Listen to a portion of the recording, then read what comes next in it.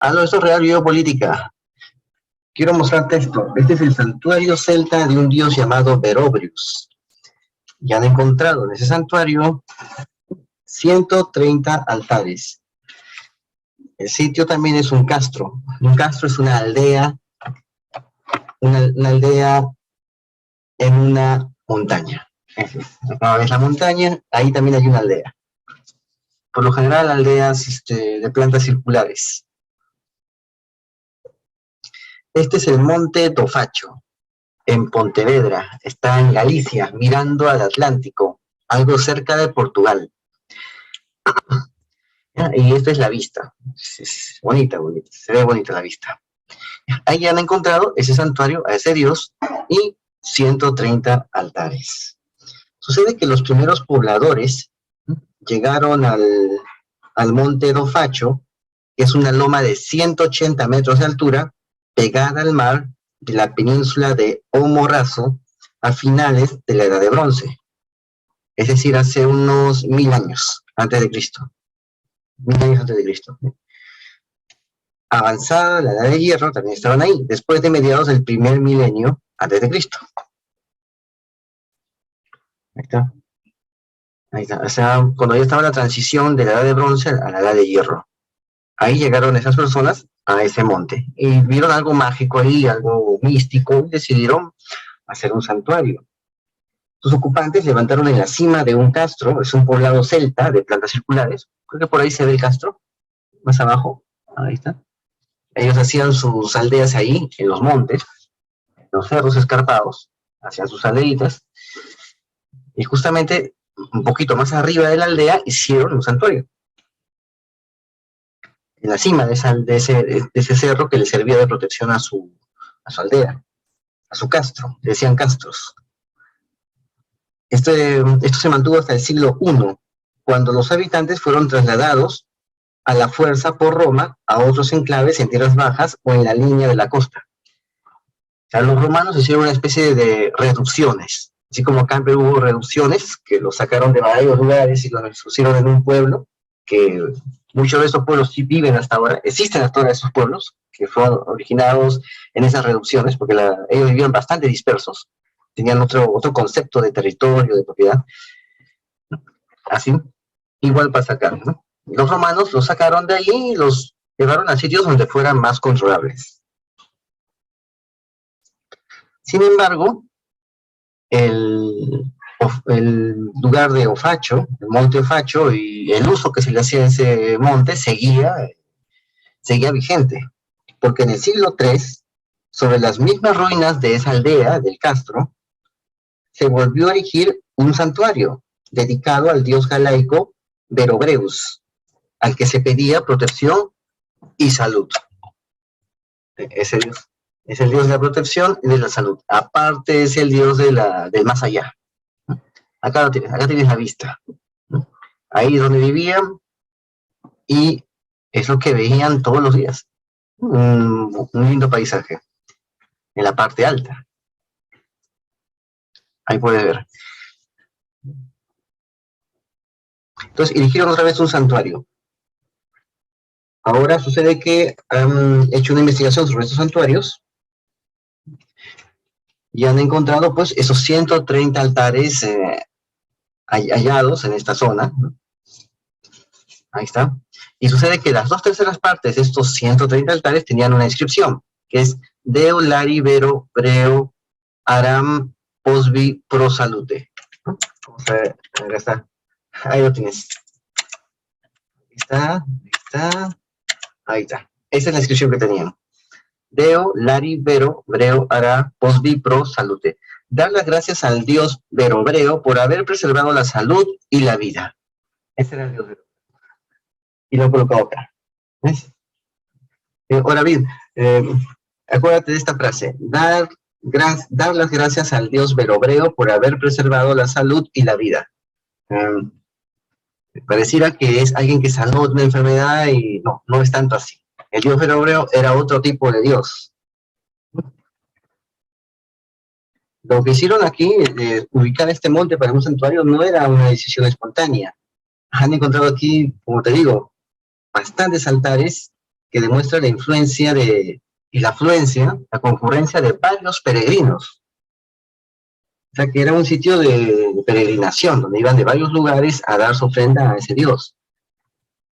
Provenían estos de una villa romana cercana,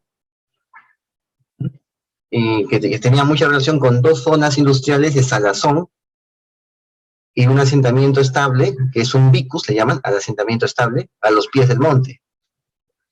Porque aquí se hacía salazón, el salazón marino, que es esa zarza, esa salsa de pescado, una especie de ketchup, pero con pescado. Eso es lo que hacían antes. Y ya hemos hablado de eso cuando hablamos del tema de Cádiz y de la comunidad del Estrecho, del circuito del Estrecho, todos esos negocios que tenían. Ya hemos hablado de eso, que era justamente uno de los principales negocios del Imperio Romano. Era el ketchup, una especie de ketchup que no era de tomate, ¿no? Una pasta de pescado. En vez de pasta de tomate, ellos comían una pasta de pescado. Lo ponían en unas tinajas, hacían que macere, y lo usaban ya para sus salsas, de sus comidas.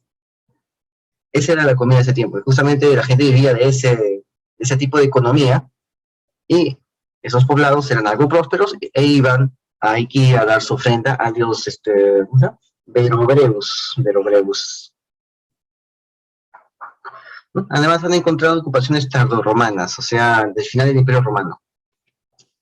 Entonces, ese es un sitio de peregrinación que se podría haber visto por tierra o por mar. Por el sur, a través de una ría en Vigo, y pasando por ese vicus que te acabo de mostrar, o por el norte, por la ría de Pontevedra, desembarcando en la actual aldea de Vilanova, donde se constata la existencia de una necrópolis coetánea.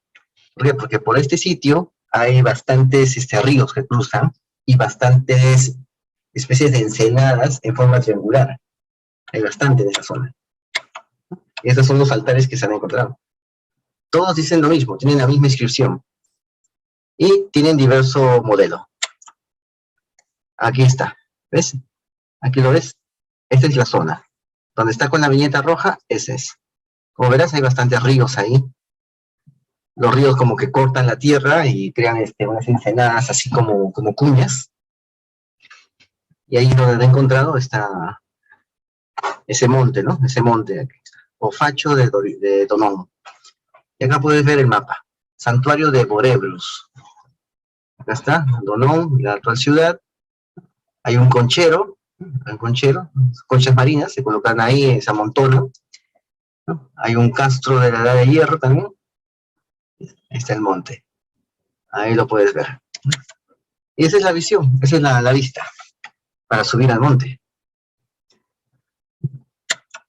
Eso es todo lo que han encontrado. Bastante han encontrado. Bastante. Esa es la vista. No encontré una vista así en colores. No lo encontré. Bueno, estos caminantes realizaban una ofrenda que consistía en la colocación de un altar o en la búsqueda de uno ya existente al que estaban vinculados por razones de familia o de amistad. O sea, ya había un altar ahí que era propio de su grupo de ellos, de su clan, de su familia, de su barrio, qué sé yo, y ya era propio de su identidad social de ellos. Había un altar para ellos ahí. Sucede que todos los altares de santuario eran votivos, es decir, eran privados y no de un culto a la deidad, era algo votivo, era una ofrenda personal que se hacía. La pregunta es si el visitante solo hacía ofrendas en su altar o si también existía un lugar colectivo, o sea, algo ya para todos, un espacio ya para todos, común. Cada altar era un espacio privado para tu familia, tu barrio, tu pequeño círculo de personas. Bueno, este sitio podría ser una gran piedra labrada, aparentemente partida, que tiene una amplia hendidura en la parte superior. Han encontrado un sitio así, grande. De repente ese era el lugar comunitario de todos. Pero se dieron cuenta que ese lugar, que ese pequeño espacio más pareciera de 200 años antes de que el monte se convirtiera en santuario. O sea, todavía no están bien de acuerdo sobre eso. Pero esa era aquí están todos los altares que han encontrado. Bueno, una parte de ellos, son bastantes, 130. Sucede que estos altares, a pesar de su variedad, se presentan como un grupo uniforme. Pues todos son granito, hecho de granito. Comparten ornamentos y casi todos tienen la misma inscripción con letras grandes, letras muy grandes y algo rústicas, hechas de un modo torpe están las letras. No, no están hechas con mucha finura, con mucha elegancia, no. La mayoría alcanza una altura entre los 70 y 120 centímetros. Se encontró uno pequeño de 31 centímetros y 4 de casi 165 centímetros. O sea, algo grande, como de un metro y medio más allá. Otro tema es el nombre del dedicante. No aparece casi nada en estas, no aparece casi en ninguno, en poquísimas aparece el nombre de aquel que daba la oferta, el dedicante. Es como si alguien lo estuviera fabricando y no habría tiempo, pues, ni espacio para colocar el nombre de aquel que compraba. O sea, era algo fabricado.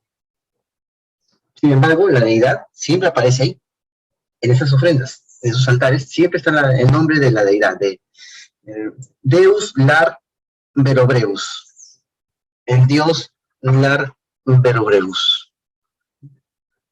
Ahí está. El dios Lari Verobreus. Lar debe significar algo así como el dios de mi casa, ¿no? Verobreus, el dios de mi casa, el dios de mi familia, el dios de los míos. Por lo tanto, la cima debía ofrecer un aspecto de un bosque de altares amontonados, unos pegados a otros, en un área sagrada de 130 metros cuadrados. Todos están mirando hacia el este, hacia donde el sol se pone.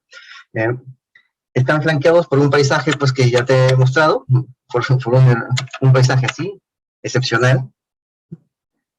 Es grandioso el paisaje. Está frente a las islas de Ons y Sies. Hay 2 islas ahí. Los altares constan de pie, cuerpo y cabeza. Se distinguen 3 tipos. ¿Está? Hay 3 tipos. El modelo A, que es cuadrado, con 4 caras iguales. El modelo B, de sección rectangular. Y el modelo C, que se asemeja a una losa. Hay 3 tipos de estos altares. Ahí está. Entonces son esos altares. El repertorio de ornamentos tallados es breve: cuadrados, trapecios, triángulos, semicirculares, cuadros, aspas. Hasta han encontrado una cruz con dibujitos de flores. Por lo que han pensado que esto también se pudo haber usado en el siglo V, en el VI, o sea, mucho tiempo después. Alguien, uno que otro lo usó. Y encontraron, pues, aquí piedras que no pertenecían a esas aras votivas, sino que habían sido colocados formando filas redondeadas o angulosas que creaban recintos que incluían de entre 1 a 4 altares. Se han encontrado así, o sea, piedras que englobaban altares, de 1 a 4 altares. O sea, era un grupo familiar. O sea, eso es lo que creen, ¿no? Que esos 4 altares eran de una sola familia y entonces lo agruparon ahí. Es algo así como un panteón familiar o de clan. Son varios tipos de calidad de granito. O sea, había gente que tenía más dinero para uno y así, para un tipo de altar más elaborado, de mejor calidad. Ahora bien, ¿qué significa esto? Bueno, aquí, aquí lo que tenemos es, ¿cómo lo puedo explicar? Es un dios que es el dios de Verobrius, el nombre está ahí, el dios de Verobrius, y ese dios era el dios del más allá. Verobrius era el dios del más allá. Se decía que más allá de los mares, ¿no? Más allá de la vida, ¿no? El dios de los muertos, el dios de la salud. O sea, cuando decían, gracias por darme salud y vida, gracias por darme salud y vida cuando todavía yo estaba vivo. Gracias por haberme tratado bien en mi vida, ¿no? Ahora ya está muerto. Ahora ya está muerto. O sea, es una ofrenda. Por eso dice eso: dar las gracias al dios Verobeo por haber preservado la salud y la vida. O sea, ya muerto, pero cuando yo estuve vivo me trataste muy bien, me diste mucha salud, mucha vida. Ahora ya no. Ahora el dios Verobeo es el dios del más allá. Es el dios que los va a llevar a dar el viaje. Eso es el dios Verobeo. Eso es. Vamos a ver. ¿Qué significaba? Significaba que esos panteones esos altares eran como panteones a sus ancestros. Y ese dios era el que le iba a ayudar a ir hacia los mares, a alguna isla que esté más allá, donde están los muertos. Eso es lo que ellos pensaban, que había islas más allá donde había muertos. Y creían que eso es lo que había cruzando el Atlántico. Había muertos, y quién sabe, de repente era como el infierno, que también habría uno que otro monstruo, ¿no? Y ahí se alimenta esa idea del monstruo que cae cruzando los mares del Atlántico y nadie quiere ir porque tiene miedo, ¿no? Pero ya hemos visto que los vikingos no se creían eso, los vikingos iban e iban. Hemos visto eso aquí en política. Entonces, esa era la idea. La idea era esa. Y ese dios, ese culto, ayudó a crear esa idea de que más allá estaban los muertos, cruzando el Atlántico. Y ahí fue donde empezaron a tener esas ideas y algunos, pues, no querían ir más allá. Creían que estaba, ¿por qué? Porque justamente esas ideas se habían pasado de generación en generación a partir de todos los siglos y también se habían modificado, quizás se habían vuelto más catastróficas, más dantescas las ideas, y hubo en esa zona un reatismo, hubo una animadversión a querer ir más allá de esos mares. Bueno, ahí vemos cómo es que esas ideas que surgieron hace mucho, mucho, mucho tiempo, poco a poco comienzan a modificarse y comienzan también a modificar, a influir en los comportamientos sociales de las personas. Es algo muy común y es algo que está sucediendo ahorita.